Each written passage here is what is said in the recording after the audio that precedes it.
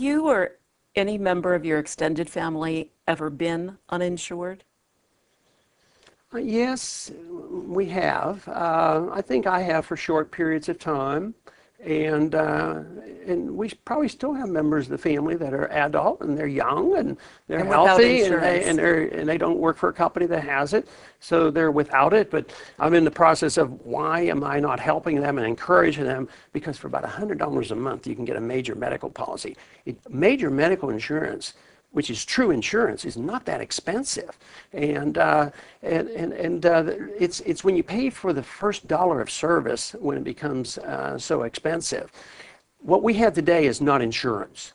If you get a policy and they pay your first dollar, you're getting some type of a service prepaid. And that's quite different than if you insure against a major illness or an accident. That way you can measure it and the price goes down. But if it says, well, every time you have a sore throat and you might go to the emergency room, you're insured, I mean, this makes costs skyrocket. So we've lost the principle of insurance in the system that we have today. And it has to do with our tax code and various things like that. And one last question on this subject of access and coverage. You had mentioned earlier about health savings accounts, and I presume that you see that as a vehicle for the working poor who are uninsured. Good transition. But we've taken a survey where we found that a family with an annual income of $25,000 would have to devote 13% of their annual budget just for premiums alone. So does that sound like an affordable scenario? Yeah, but I would challenge you on that. Okay. Because that's the insurance that we think of insurance so that they can get, $5 copay and they can go see the doctor. That's not insurance. But probably for $1,200, they could be insured for major medical, the real catastrophic illnesses, and then they can save up and pay and take care of the first $500 or so. Or corporations, because the company they work for have been devising that. They are moving this direction where the company itself encourages this because there's an incentive not to spend the money, because you get to keep the $500, if you don't use it, or whatever the company provides or your medical savings account provides. So yes, it's very, very expensive to have this medical coverage, but that is not exactly an insurance premium.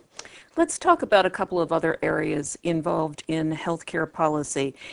If a Katrina type disaster were to happen on your watch, how would you handle it differently than the administration did, so that we wouldn't see the kinds of pictures we did out of New Orleans and wouldn't have the kind of experiences that people even to this day in New Orleans are experiencing? Of course, there's two parts of that question. One is in the ideal society where you have individual freedom, personal responsibility, and states' rights. This would be a state function. All the money would have stayed there, and you wouldn't have had central economic planning, because it doesn't work. Okay. And Katrina proves it. So it proves my point that it's a lot of wasted money. They gave out $500 million to people who weren't even, suffering, and they weren't even in the flood area. They bought trailers by the hundreds that never got used. So this is a proof that central economic planning doesn't work. When Galveston had their disaster in 1900, they rebuilt, and they have a seawall, and that's in my district, and they didn't have a federal government approach. But once again, the transition, we exist, that's the law of the land, the money's been taken away from the states. What you have to do is get the best management. I try my best. I never spend a penny of Social Security, although I see a better system. So I protect it. So I would have to have the right kind of people to manage. But the emphasis would be different. I'd want local people to be in charge. I don't want the federal government to go down and be in charge and take over and kick out.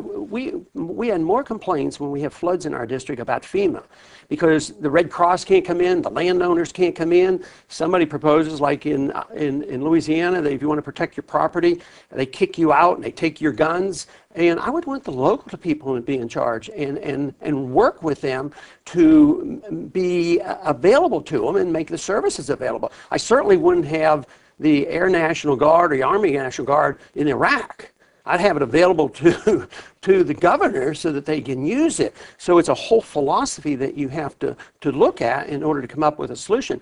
But the responsibility of the president would be have the most efficient people that can make that work and utilize local control and local knowledge, rather than thinking there's one person in Washington that has all this knowledge and you can do it through central economic planning. Final question. I think Americans like to have a sense of the priorities of a candidate.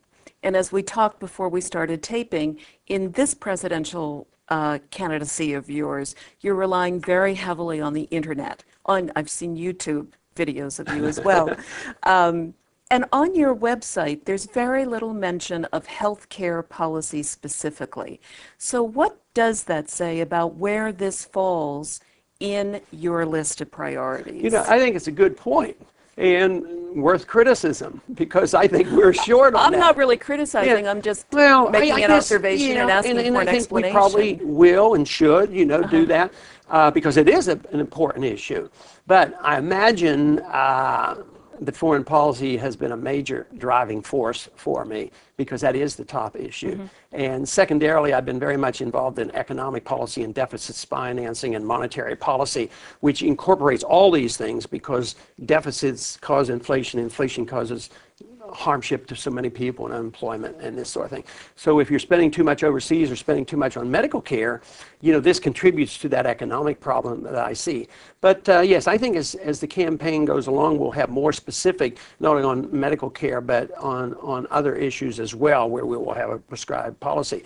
And unfortunately, even in the debates, it hasn't come up very much. It came up one time in all our debates, and you'd think I could have gotten the question, but I wasn't. I kept, trying to get the attention of the moderator. It's hard to be heard in such a large group. Yeah. So, but I'm delighted that you have a program like this that gives us a chance to explain our position. So I'm very pleased that I've been able to talk with you on this subject. Well, we're grateful you came in. Thank you very much, Congressman. Thank you.